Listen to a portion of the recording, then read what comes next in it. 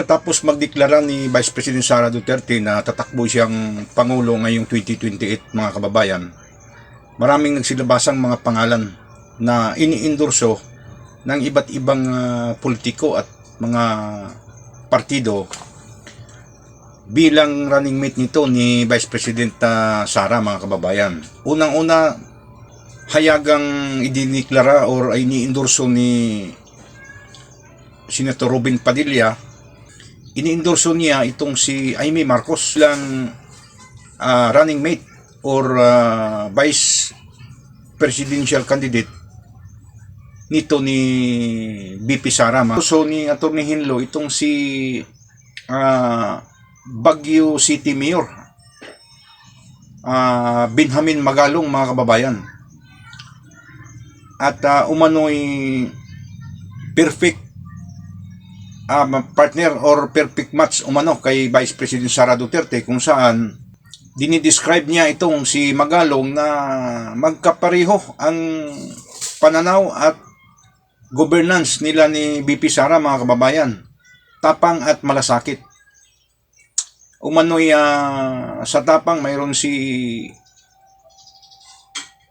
Mayor Magalong, at sa pagmamalasakit sa kapwa at saka sa bansang Pilipinas, mga kababayan, mayroon din umano ito si Benji Magalong. So perfect match ang Duterte Magalong tandem sa 2028. May mga taga ibang probinsya or mga grupo na iniendorso din nila ito si Senator Marcolita bilang tandem, bilang Vice President ni BP Sara, mga kababayan. So pare-pareho naman, halos may mga potential naman yung mga naunang nabanggit, itong tatlo na personalidad na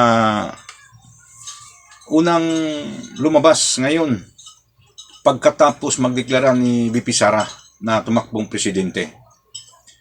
Ngayon, mga kababayan, crucial ito, crucial ito na desisyon pagdating ng panahon na magdesisyon na si BP Sara, mga kababayan, kung sino talaga ang magiging katuwang niya o magiging vice president niya. Crucial ito na desisyon, mga kababayan. Kasi sa unang nabanggit na tatlo, mga kababayan, correct me if I am wrong, mukhang si Senator Amy Marcos ang lumalabas na winnable, mga kababayan. Idaan nila ito sa convention or party assembly. Siyempre, pag-usap-usapan nila yan. So, sino ba talaga yung potential na winnable by candidate for vice president? Kapag si Amy Marcos ang mapili na magiging running mate ni BP Sara, mga kababayan, sa 2028, malaki ang magiging epekto dito. Ito lang sarili kong pananaw, iwan ko lang kaya sa inyo. Nagkamali umano sila, mga Duterte, sa pag-tandem ni Bongbong Marcos noong nakaraang eleksyon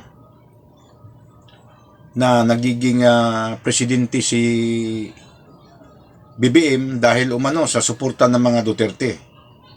At marami namang sumasang-ayon sa ganong pananaw na kung hindi dahil sa mga Duterte, hindi manalo itong si BBM. So ngayon, mga kababayan, kung sinasabi na nagkamali ang mga Duterte sa pagtandem ni Bongbong Marcos, mga kababayan, uulitin pa ito ngayon? Kapag gawing vice presidente si Amy Marcos ni BP Sara, mga kababayan, ang laki talagang impact nito. Kaya dapat hindi magkakamali si BP Sara, yung PDP Laban at saka yung kasalukuyang partido ni BP Sara ngayon, yung Hugpong Pilipino. Sana hindi kayo magkamali nang i-endorso na magiging katandim ni Vice President Inday Sara, mga kababayan. Kasi kung magkamali kayo, magiging Sara Aimee, iwan ko lang kung hindi ba magkawatak-watak yung mga supporter. Sigurado ako mayroong mga babawi ng suporta dyan dahil sa tandem na yan. So, sana hindi magkamali.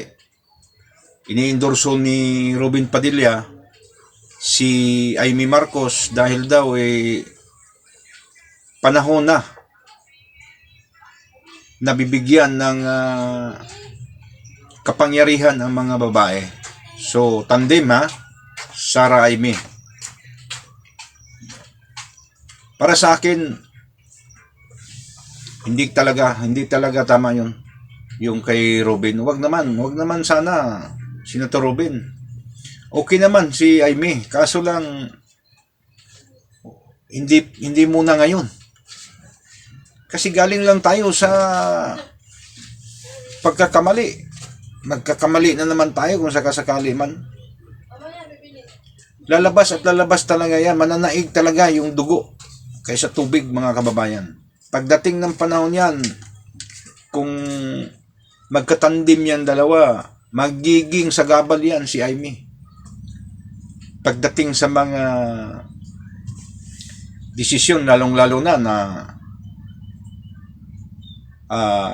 siyempre, di naman na ipokrito yung mga Duterte na hindi nila hahabulin yung mga umiipit sa kanila ngayong panahon. Nagpapakulong sa kanilang tatay, umiipit kay Vice President Sara. Pagdating na si BP Sara na yung magiging presidente, napaka-ipokrito naman nila na hindi nila gagantihan yung mga yun. Unang-una yan, si Bongbong Marcos, mga kababayan. So, papayag lang ba yan si Aimee na siya yung pangalawang pangulo? Matitiis ba niya na makikita niya, maririnig niya yung kapatid niya na tinutugis ng batas, pinaparusahan, inahabol ng administrasyong Duterte? So, magiging sagabal yan, magiging balahid yan si Aimee pagdating ng panahon. Kapag sila yung magtandem at lalabas na panalo, Duterte Marcos. Iwan ko lang kaya sa inyo, mga kababayan. So, i-comment niyo dyan kung anong pananaw ninyo. Pero para sa akin, ayoko na Duterte Marcos ang magiging tandem. Kahit sino, basta wag lang si Aimee, mga kababayan. So, manatili tayong magmatyag. Manatili tayong makikialam at makikibakas sa mga nangyayari ngayon sa ating bansa. Pagdasalin natin ng bayan para sa kapayapaan, kaligtasan at kaunlaran. Mabuhay tayong lahat. Mabuhay ang Pilipinas.